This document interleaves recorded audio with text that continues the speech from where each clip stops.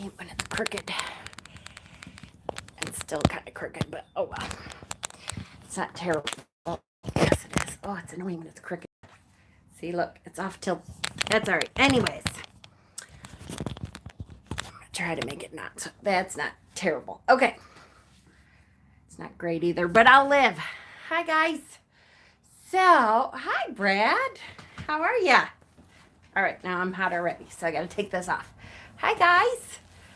Yay, happy Saturday, right? Hi. Hi, Simon. So how is everyone today? I've been outside wildcrafting, and so I'm awake. I'm awake, too. I've been wildcrafting this morning. And hi, Anna and Julie and everyone I missed. I don't have my computer out. Sorry, guys. But I thought I'd come in. I was just kind of preparing some of the stuff that I was wildcrafting, and I figured I would just come on real quick to just do a quick tutorial because it's really easy stuff. At least the stuff I gathered today is super easy, and it's really good for you. Hi, Dawn. So the first thing I'm going to talk about is dandelions. So easy, right? I mean, we all have them. I will tell you a couple things. First of all, there's like a hair, which is so annoying. Okay. First of all, no, don't do that. Just go there. We've been doing gardening. Yay! You made dandelion coffee. That's awesome. When you are collecting dandelions, make sure it's in an area that you know for sure that they do not use pesticides on. Because you don't want to make salve out of that stuff. You don't want to eat that stuff. You don't want it. The dandelion, there's lots of different parts of the dandelion that you can use. I take the heads, just the flower part for my dandelion salve. You can use the roots for tea making and stuff, though. If you want to pull them out and use the roots, that's fine. When you go out wildcrafting, I always bring a couple different baskets with me. And I bring my kitchen scissors because there's certain parts of the plant that you want, and you don't want to be pulling at them and stuff because that actually damages the plant. Whereas if you can just clip what you need, the rest of the plant should keep growing, right? So we're going to start off by just letting you know that when you clip the heads off of a dandelion, you want as little of the green as possible. Hi, Ozark. You just want the yellow part. So I don't take any of the green that I don't have to, and I clip just the flower part off.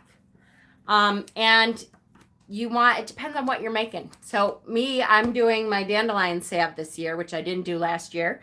And so I needed enough for a big jar. Your first live? Yay, well, welcome. I probably went overboard. I have 1 week until my dandelion tincture is done. Yay! Yeah, that's for sure. Absolutely. The salve that I make, that is a lot. I know. I'm terrible. And what I did was I went out twice, and then I was like, well, what if I don't have enough? Yeah, jelly. I have not made jelly, but I have heard of how good that is. So I was thinking of it. You only have a handful. So when you're, no kitties in my wildcrafting supplies. None. Yeah, go that way then. So when I go out for salve, I take the jar, usually, that I want to make. Exactly, very good. And you have to fill up that jar.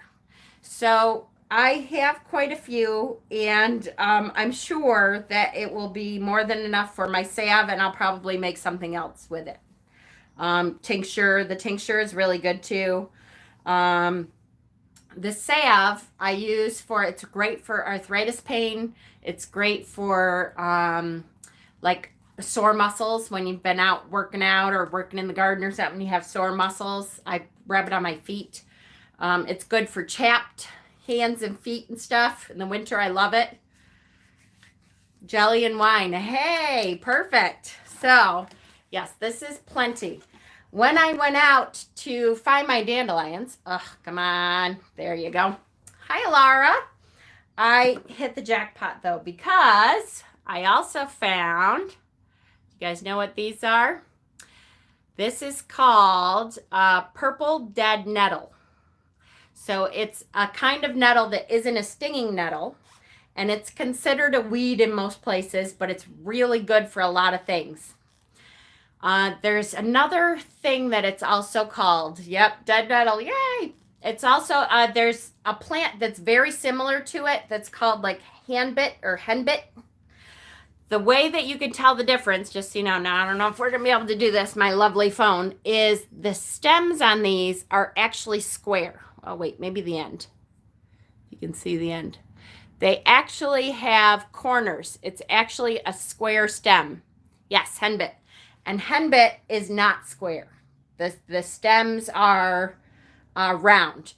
And so if you see the actual corners on the stem, hi Sue, then you know that you have dead nettle. Dead nettle is good for a lot of different things. You can make a tincture out of it, and which is what I'm going to do, maybe 2 different things, I'm hoping. You can make a tincture out of the leaves. It is in the mint family. That's right. Good job, Silverillo. You could probably teach me some stuff. If you take the leaves off of it, and I am starting to do that and dry out the leaves. I'm actually going to put the leaves in the oven. Stems are square. Yes, yes, yes, yes. Flowers are different. Yes, exactly. And the flower part, so I pick off the leaves, and I'm actually going to put them in the oven for about 8 hours, which will dry them out, and at the lowest setting, 150 or something, and that will dry them out so I don't have to wait for weeks and weeks and weeks. Well, that's not true. That's the tincture part of it. So I don't have to wait for a couple days for those to dry out. Dandelions, that doesn't work very well. You're going to have to, once you take the flowers off the dandelions, you want to lay them in 1 layer flat, which this isn't big enough to do that yet. I have to get another thing. I actually have a screen that used to be a screen door, the top half of a screen door that I will lay out to let them dry for a couple days. And some of them will turn into the white, and that's okay. You can use that still too. But the yellow ones are really the best ones, I think. So anyway, the flower part of this, I use for incense for magical workings, because the flower part, and you can also use it in tea, by the way. The flower part, though, is really good for magical workings, and it's really, I actually really like the smell. Where did I put my scissors? Here, there. So I clip off the flower. Once I get to the flower part, I clip off the flower. And so I'm doing flower. Those are all the flowers. And then the leaves are going to be separate. I've made dandelion jam. Yep, absolutely. The dandelion jam is really good too. So tinctures. When you're making tinctures, you put them in a jar with alcohol. Usually I use cheap vodka. It's really cheap if you go to the liquor store and you get like a really cheap bottle of vodka. A white alcohol. You want white, really. And it should be about 90 proof or more. And if you put that over your, soak it in the jar, then you leave it for 4 to 6 weeks for a tincture with alcohol in it. The oil, now the dandelion oil that I'm making, that's going to take about 2 weeks usually. You don't want to do too much more than that, because with dandelions, they have a lot more water content, and so they kind of go bad, and you have to really watch them. You have to shake them really good, and they go bad if you don't watch them really well. So that takes about 2 weeks to leave them in someplace dark, and then you have the infused oil for the dandelion. And then you put it into either cheesecloth and press it out. You can dry herbs in the microwave for 30-second increments. Damn it. I don't have sorry, let me take that off. Stirring in between. They should totally dry in around 2 minutes or so. I've read studies, and microwave best methods. No kidding. That's a good idea. Right? absolutely. If you're comfortable with that, awesome. What was I saying? Oh, so once you have the infused oil, you can use that in anything. You can use just the infused oil, or you can make the salve. You then put it in a double boiler. And as far as what kind of oil, 100 proof is perfect. Yeah, don't go lower than 80 for sure. Right. The infused oil. Now, I was just gonna say the oils. I like grapeseed oil for a lot of it. You can use olive oil. A lot of people like the sweet almond oil or jojoba oil. I like, what's the other stuff I put in? Nyla. Nyla oil is really good for your skin too. So I always try to put a little bit of that in. A lot of the oils work though. Even, like I said, olive oil will work okay. Coconut oil works okay. Once that's all infused, you put it in the cheesecloth and you press it out. I'm a coconut oil, olive oil, avocado oil mixer. I love my grapeseed oil. There's something about grapeseed oil to me that, I don't know, it's a lighter smell, I think. I love the olive oil, but yeah, it does. And I love it. The grapeseed works so well on your skin, and because it's that smaller molecular. So once you're done with that, you put it in the double boiler with a little bit of coconut oil. You can use shea butter. That kind of helps to mix it up. And then you put some beeswax in it until you make your salve that way. And then put them in individual containers or in one big jar. And that's it. It's not hard. It's really easy. Same thing now with the nettles. You can use the tincture. And if you put 2 dropperfuls a day, once you make the alcohol tincture, 2 dropperfuls a day, either under your tongue or, because it's kind of bitter, it's not great. You put a teaspoon of honey and, just a little bit in the bottom of the glass of water, and put 2 dropperfuls a day, and that helps a lot with seasonal allergies.